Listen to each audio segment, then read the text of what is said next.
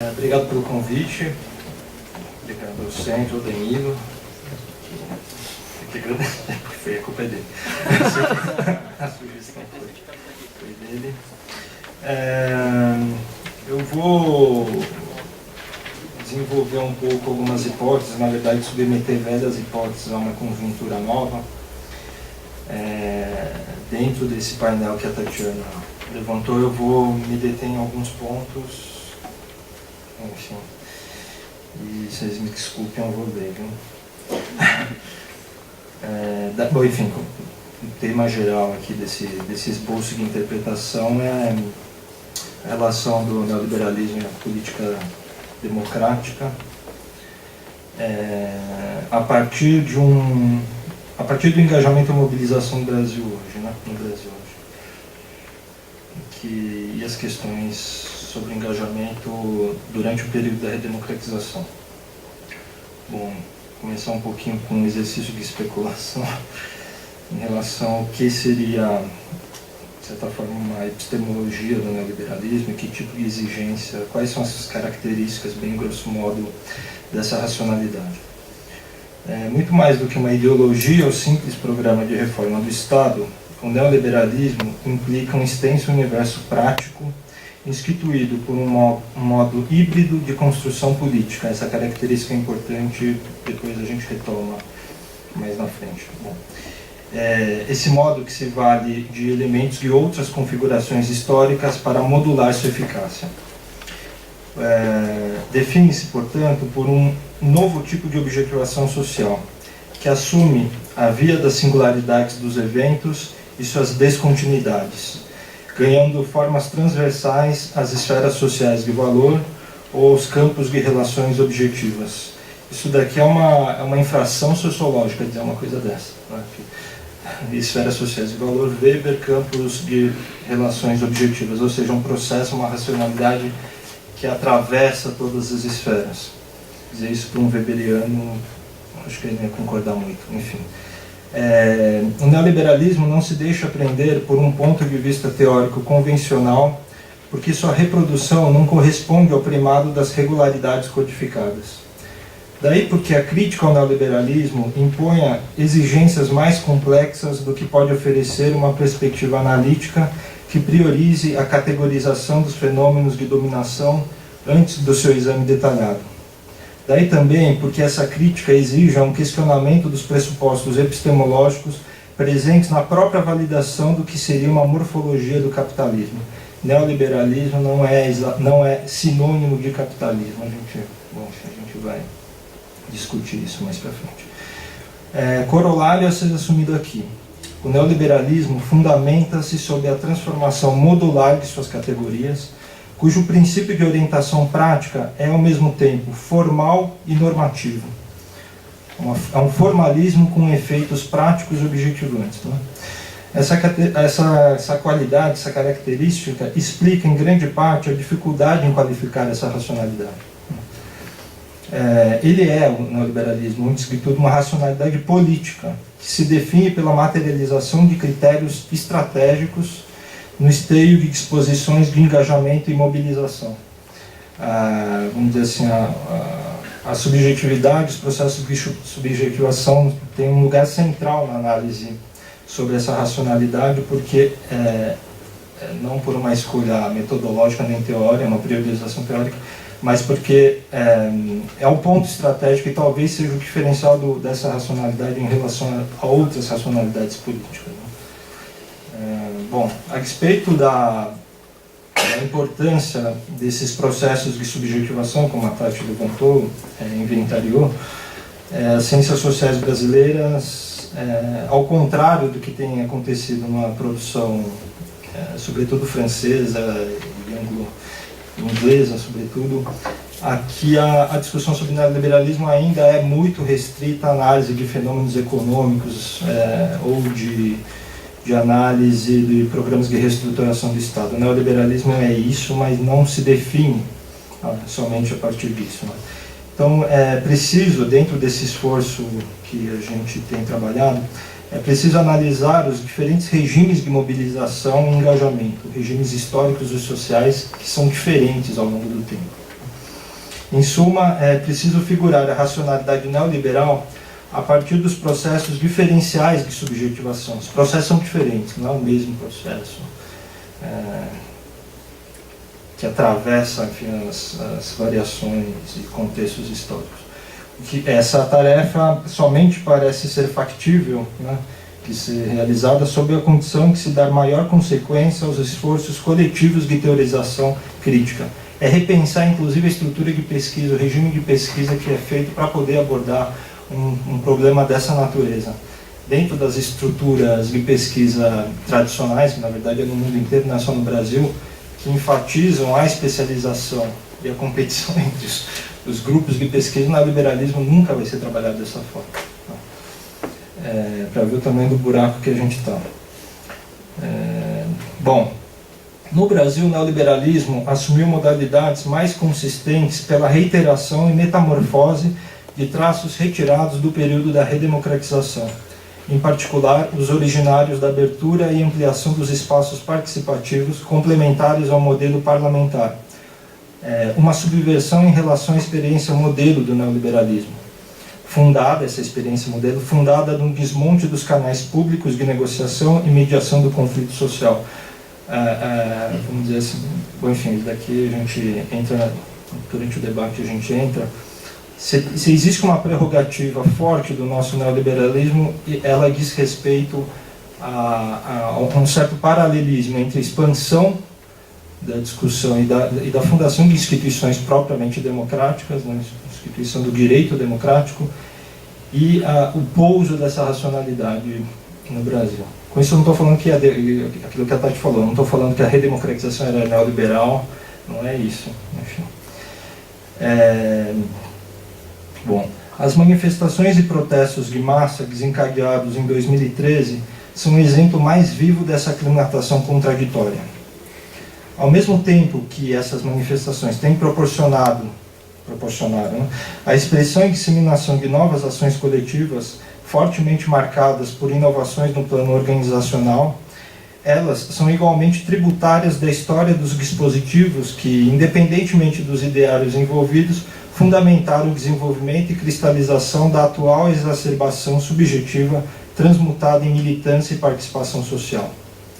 Embora tenham sido atravessadas pelas reivindicações atuais de hoje, as manifestações se alinham a um processo histórico anterior, pertencente à consolidação social da configuração política gestada durante o período da redemocratização do país. Dizendo-se avessas ao que se tornou a política societária pós-1988, as manifestações, sobretudo as de 2013, não estou falando dessas mais recentes, embora, enfim, no final a gente conversa. As manifestações carregam sinais que autorizam vê-las como seu efeito contínuo e intensificado, principalmente no que se refere à história das práticas de participação social, incitadas e incorporadas à própria institucionalidade do Estado. Implementadas nas últimas décadas em uma direção sempre ascendente de mobilização e engajamento, essas práticas são difusas e sem qualquer unidade ideológica entre si, salvo cristalizações discursivas localizadas. Foi a história de sua segmentação que permitiu a rápida reverberação social dos protestos de 2013, de acordo com o diapasão, até então marginal, da ação direta. A simultaneidade de dois quadros referenciais do engajamento político em um mesmo processo de mobilização social, como esse esforço aqui que eu estou tentando fazer, tem produzido um painel em mosaico de difícil compreensão. Militantes orientados, aqui eu me refiro especificamente aos protestos de 2013, militantes orientados pelos valores e táticas da ação direta encontram contextos já massificados pelos dispositivos de participação democrática. Já existia um campo constituído ali, mesmo que silencioso, não ideologizado no plano do discurso, mas já existia. Por sua vez, os profissionais engajados no trabalho com direitos humanos e a área socioassistencial, como a Tati escreveu bem, caracterizou bem essa história mais recente, esses profissionais colocaram na sua experiência forjada e acumulada, tanto no campo do associativismo civil, quanto na das políticas públicas, a prova dos novos saberes que emergiam das ruas e impactavam o cotidiano de seu trabalho e sua atuação. Após as primeiras manifestações, lá em 2013, sindicatos e associações de classe, atores tradicionais até então excluídos da cena política pela irrupção dos protestos, reassumiram suas convencionais táticas de pressão junto aos governos, mesmo que tenha sido comparativamente uma coisa até meio constrangedora, né? Mas eles reassumiram, claramente se colocaram, enfim, tentaram ocupar a rua.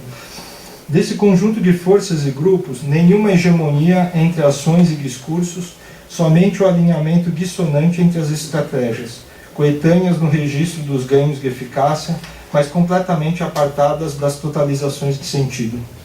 Daí a hipótese de uma configuração homóloga aos princípios de estruturação social assumidos pelo neoliberalismo em sua aclimatação brasileira. É um regime híbrido, como eu disse logo no começo, é um regime híbrido.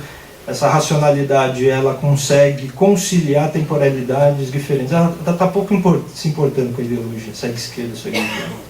Nesse sentido, ela não tem nenhum posicionamento, por isso que ela é formal, né? A busca dela é em ganhos de eficácia. A gente vai entrar lá o que se trata. Bom, eu me explico. A permeabilidade do Estado às demandas sociais processadas por canais definidos e regulamentados por lei consiste em uma das mais claras traduções da movimentação política do período de transição democrática, como a Tati fez, enfim, retomou bem. Os conselhos de direitos incorporados pela Constituição Federal por intermédio de diversas legislações setoriais resultam desse momento histórico. Relacionados a um conjunto mais amplo de reivindicações, cuja significação transpôs a época que eles foram formulados, né, o habitual modo de conceber a representação política, os conselhos provavelmente são, no âmbito estatal, da estrutura do Estado, a mais importante criação com o propósito de ampliar e garantir a participação de grupos e segmentos da sociedade dita civil. Nesse processo, não há dúvida quanto ao pioneirismo do direito da infância e juventude a partir da promulgação do Estatuto da Criança e do Adolescente, ECA, em 1990, legislação que determina o reordenamento político-administrativo das instituições públicas com vistas à participação popular. A gente esquece disso, né? Isso é um dos traços, a gente acaba esquecendo que é. Bom, representante de um novo paradigma jurídico, o direito da infância, a área da infância, não só o direito, ela é vanguarda nisso tudo que a Tatiana levantou, inventariou e discutiu aqui. Representante de um novo paradigma jurídico, ou para muitos, a afirmação de um verdadeiro projeto de sociedade, o ECA introduziu categorias e uma sistemática ao campo de ação dos atores extrajurídicos. Compromissos políticos tipificados pela legislação e assegurados, em tese, pela ação estatal, são convertidos em postulados de uma adequação normativa de segundo tipo. Não mais uma legislação como totalidade estruturada pelo princípio da coerência, o direito segue essa lógica, mas a própria ação política integrada à compreensão da sociedade como um sistema. É como se houvesse uma contaminação da lógica do direito, de estruturação do direito, pela politização dos direitos na área da infância, e um refluxo disso para a ação política. Em primeiro momento, isso foi a vanguarda, e foi muito eficaz, né? A reflexividade que caracteriza o direito moderno desliza para o mundo social, um contrassenso apenas aparente, na medida em que a própria esfera extrajurídica, fora do direito, né, enunciada pelo Estatuto, é apreendida como objeto já pressuposto pelo Estatuto, né, e não enquanto fato a ser subsumido pela lei. As figuras da política estão dentro do Estatuto. A própria legislação incorpora e tipifica essas figuras, né. Gera um efeito esquisito hoje, né? Enfim, fazia muito sentido há pouco tempo atrás, aquela ideia de que os atores que estão discriminados no Estatuto, se eles seguirem a sua funcionalidade que é atribuída à legislação, cada um fazendo a sua parte, o todo da sociedade funciona. É um imaginário sistêmico de sociedade, né, que é traduzido em linguagem jurídica, mas o engajamento é político, não é um papo de juristas, é um papo de militantes de todo tipo de procedência. O que é possível compreender de um direito que, apesar da especialização dos seus operadores, permitiu e estimulou a expansão social de sua forma jurídica, porque é disso que se trata, não é uma institucionalidade do direito que está em expansão. É sobretudo uma expansão da sua forma, né, sua forma jurídica. Ao contrário de uma, como diria o Bourdieu para definir o direito, de uma concorrência pelo monopólio do direito de dizer do direito, a definição do Bourdieu, na área da infância, a linguagem jurídica convoca e reúne os atores e instituições de origem e interesses dos mais variados. Há, por assim dizer, uma democratização do direito de dizer o direito. Um educador, um profissional que está lá num programa, qualquer programa, ele é autorizado a falar em termos, enfim, a gramática do estatuto, tal como um juiz. Não existe uma deslegitimação nesse sentido. É claro que existe uma especialização, existe uma série de coisas, não é que eles são iguais, mas o direito de dizer do direito está na boca do militante. Bom, enfim, deixa eu avançar um pouquinho. Dentro dessa conjuntura que eu estou falando, a lógica do direito é difundida, como eu disse, e projetada sobre a associação política dos atores nessa área. Com a redemocratização do país, o juízo público sobre as questões da infância não pode mais prescindir da lei. Isso hoje parece uma obviedade. Não, se eu ia falar da infância, se cita o estatuto, é óbvio, tem uma legislação para isso, a gente cita, mas nem sempre foi assim, e digo mais, não necessariamente, acho que não deveria ser só assim.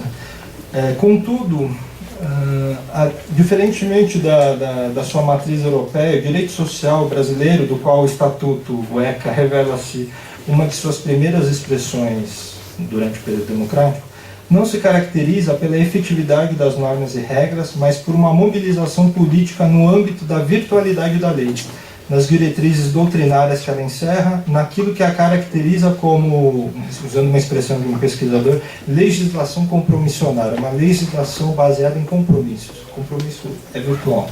Eu me comprometo a fazer isso, eu me comprometo a fazer aquilo, mesmo que tenha força de lei. A política dos direitos pós-1988 desvincula-se de uma problematização sobre a objetividade da justiça e se revela uma experiência jurídica apenas formalmente democrática. Não é a mesma coisa que dizer que enfim, as leis não pegam, não é nesse registro. Existe uma experiência por trás dessa inefetividade, engajada, militante e progressista, emancipatória, pelo menos no seu programa, né? A configuração pós-88 A configuração pós-88 ganha existência pela generalização da fórmula jurídica. Isso não é um fenômeno, mas aqui a gente não teria... Seria um outro campo, mas isso não é uma especificidade da área da infância. Enfim, dentro do direito social brasileiro você vai encontrar inúmeros outros segmentos, áreas aí, disciplinares, militantes, que adotam e que seguem com diferenças, tal, mas a mesma direção. Não se trata, portanto, de um horizonte de regulação jurídica cada vez mais abrangente, como temiam alguns... enfim, é um debate na Europa no pós-guerra, e depois, sobretudo, com o auge do welfare, eles temiam, e isso está no Foucault, inclusive, né, e tantos outros, mas eles temiam que o direito social ele se expandindo, ele não tem limites, ele começa a regular todas as dimensões da vida. Não é isso. E a crítica à direita ou direitos sociais, hoje não, ali nos anos 80, era justamente sobre o controle estatal, até onde o Estado pode ir na expansão e na regulação dos direitos sociais. No Brasil, isso daí seria uma loucura. Isso, né? Não aconteceu isso, foi o processo inverso, né? Foi uma expansão da forma do direito pela política. Não é o magistrado, não é o STF, não são os intelectuais, mas é a militância que expandiu que brigou para que esse fosse o modelo, né? Bom, deixa eu pular aqui um pouquinho. Então, dizendo de forma bem brusca, tem mediações, eu estou falando um pouquinho, estou pulando algumas, mas vamos dizer assim que a ação política e o engajamento característico desse período, e que permanece ainda hoje, é marcado por uma espécie de identificação militante com a forma jurídica. Não é com o direito, é com a forma jurídica. Isso tem consequências, né? tem consequências. Uma das consequências é que o campo do que a gente poderia chamar o campo socioassistencial, o campo que abarca todas as políticas públicas sociais, enfim, direitos, programas sociais, esse campo não só da assistência social, muito mais amplo que isso, envolve inclusive os direitos, instâncias do judiciário. Esse campo socioassistencial, ao contrário, de novo, também da experiência modelo europeia, que significou expansão dos direitos sociais e, ao mesmo tempo, uma espécie de declínio das paixões políticas revolucionárias, claro, não é qualquer paixão política. O declínio tem um correspondente entre o welfare, direitos sociais, e um declínio das paixões políticas. No Brasil foi o contrário. A possibilidade de instalação de um regime social calcado nos direitos politizou e engajou mais ainda os trabalhadores dessa área. As paixões políticas, elas foram exacerbadas. E aí aconteceu uma junção, uma conjugação muito peculiar nossa, que é um social extremamente politizado. O trabalhador, ele trabalha, um assistente social, um psicólogo, um educador, etc., etc., ele trabalha profissionalmente, mas encara esse trabalho como uma militância no sentido de efetivação dos direitos. Isso é raríssimo, porque a gente está falando de muita gente. Gente de toda uma área praticamente que se movimentou e se engajou dentro dessa espécie de modelo, né?